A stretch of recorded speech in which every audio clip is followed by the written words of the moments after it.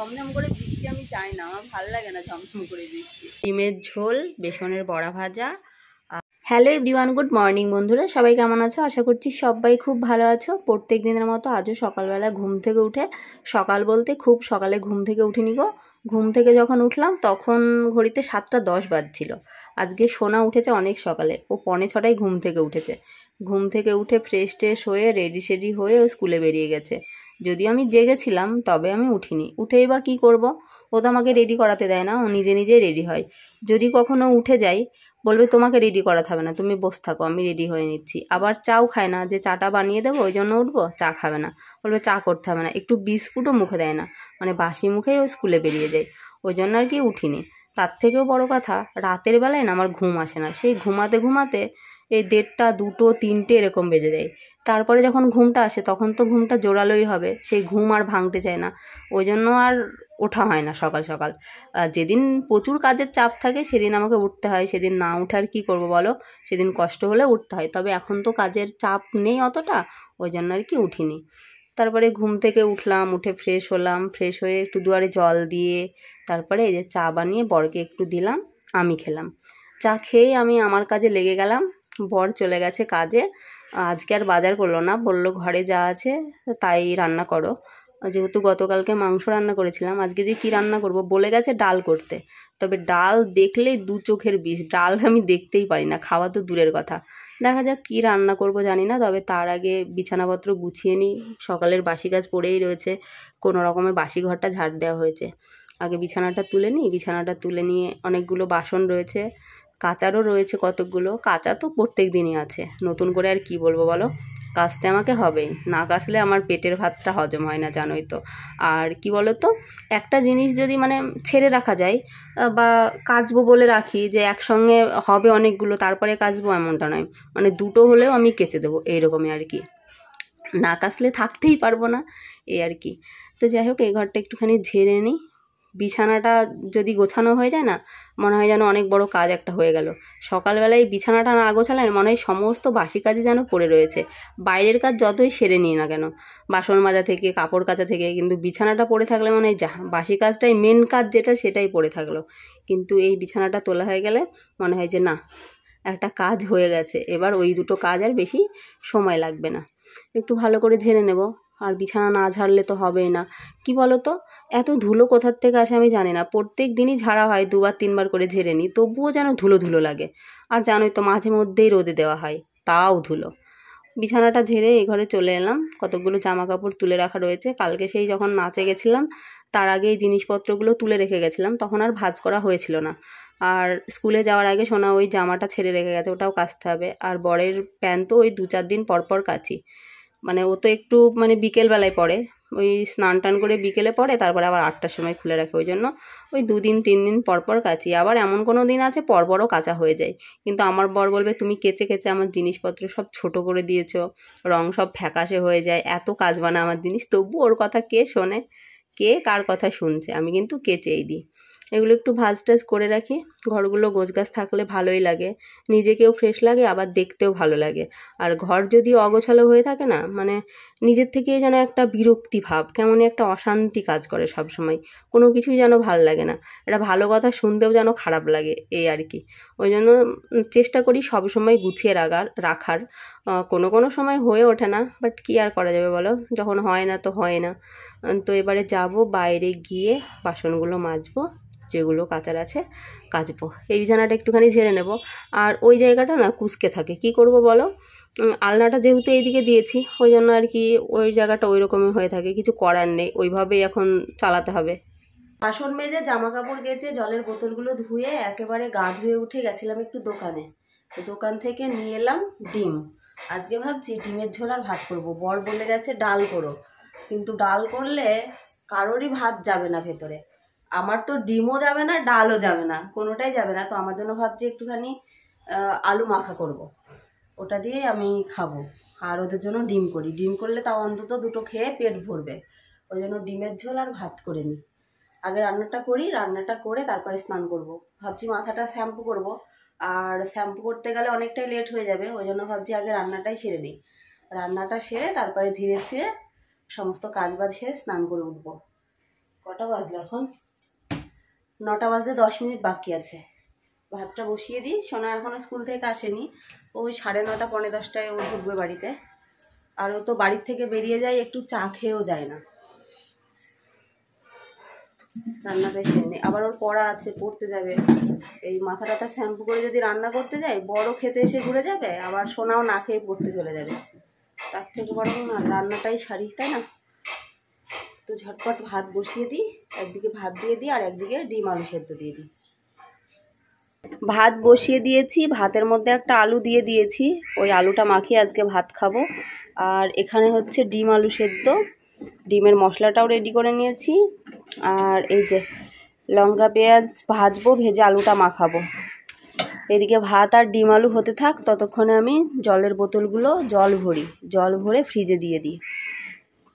School থেকে এসেই ডিম আলুর খোসাগুলো সোনা ছাড়িয়ে দিল, আর একটা ডিম সেদ্ধও খেলো। আর এখানে আমি ভেজে নিয়েছি বেসনের বড়া, ফোন দেখতে ব্যস্ত ছিলাম জানো তো, যার জন্য পুড়ে গেল। আর এখানে লঙ্কা পেঁয়াজটা ভেজে নিচ্ছি, এটা দিয়ে আলু সেদ্ধটা মাখাবো। একটু হলুদ হবে, খেতে বেশ ভালো লাগবে। এটা নামিয়ে নিয়ে ডিম আলুটা করবো, বাস তাহলেই রান্না কমপ্লিট।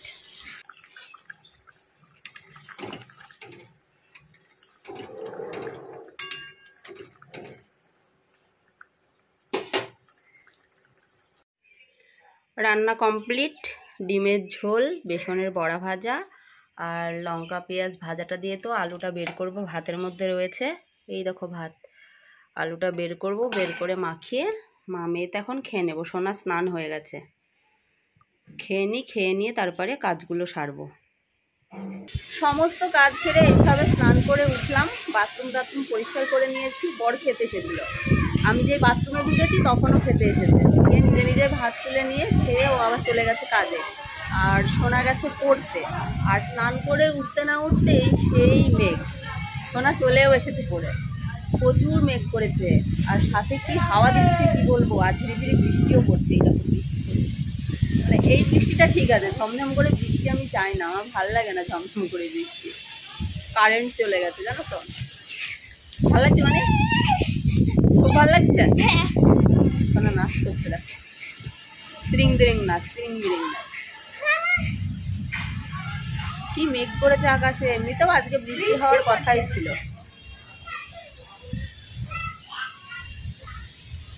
কি দারুণ হাওয়া, চলে গেল ওদিকে,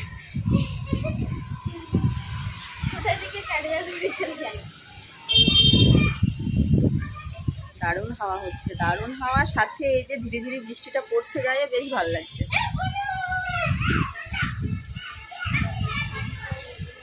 কারেন্টটা থাকলে ঘরে চুপচাপ বসতাম, এডিট হয়নি, এডিট করতে হবে এখনো, তো খেতে হবে। খাওয়া অবশ্য দেরি আছে, কটা বাজলো এখন? 1:53 বাজে এখন, ওই 3টে 3:30 খাবো, আমি খাচ্ছি না। দেখেছো কিভাবে বিদ্যুৎ চমকাচ্ছে।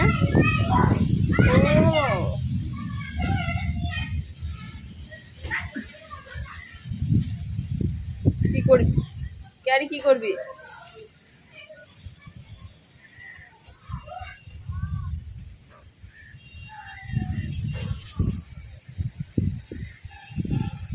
চলো পরে আসছি, দেখি বৃষ্টি কেমন হয়।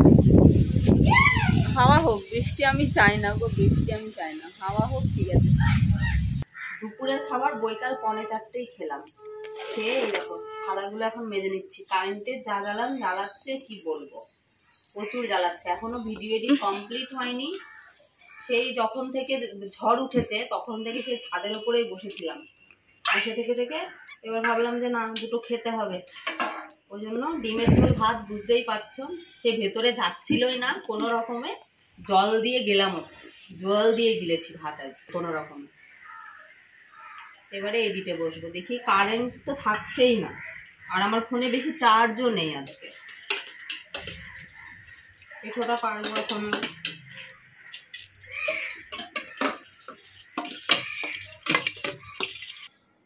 এখন সন্ধ্যা 6:30 বাজে, আর এখন একটু খাবো সিমই। সিমইটা সেই রান্না করেছি দুপুরবেলা, তারপর থেকে আর খাওয়ারই সময় হয়নি, খাওয়াটাই হয়নি। তো ভাবছি এখন খেয়ে নিই, এখন যদি না খাই তাহলে ফেলে দিতে হবে। আর রাতের বেলায় কি করব কি জানি। আজকে চাল অল্প করে রান্না করলাম, যে রাতের বেলায় দুটো গরম গরম আলু সেদ্ধ ডাল সেদ্ধ ভাত করব, ভাত করে খাবো। কিন্তু অনেকটা ভাত থেকে গেছে, কিন্তু কি যে করব সেটাই ভাবছি। ডিমের ঝোল আমার ভালোও লাগছে না, একটা ডিম এখনো থেকে গেছে, ডিমটা খাওয়া হয়নি। আর সোনা দেখো কি করছে, দেখো বই নিয়ে বসেছে ঠিকই, কিন্তু পড়ছে না, ড্রয়িং করছে, জানো তো, ড্রয়িং করা নিয়ে ব্যস্ত। আমি একটু খেয়ে নি সিমই।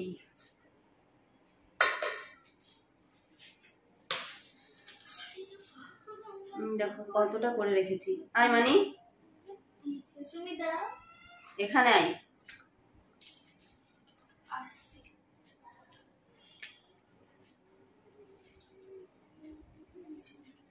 ভালোই লাগছে খেতে।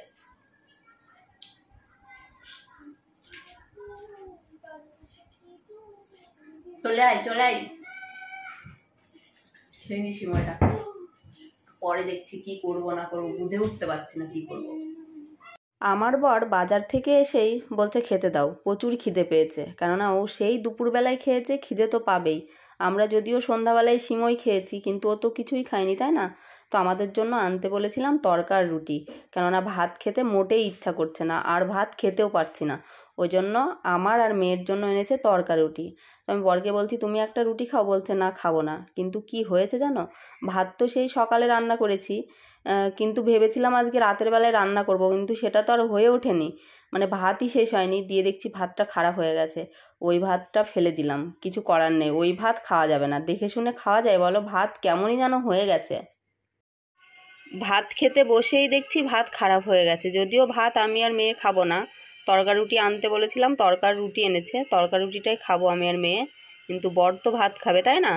কিন্তু দেখছি ভাত খারাপ হয়ে গেছে, ওই জন্য ওই ভাতগুলো ফেলে দিয়ে আবার এই যে ডেকচির মধ্যে অল্প একটু বরের জন্য চাল ফুটিয়ে নিচ্ছি। ডিমের তরকারি রয়েছে আর একটু তরকা এনেছে, ওটা দিয়েই খাওয়া হয়ে যাবে।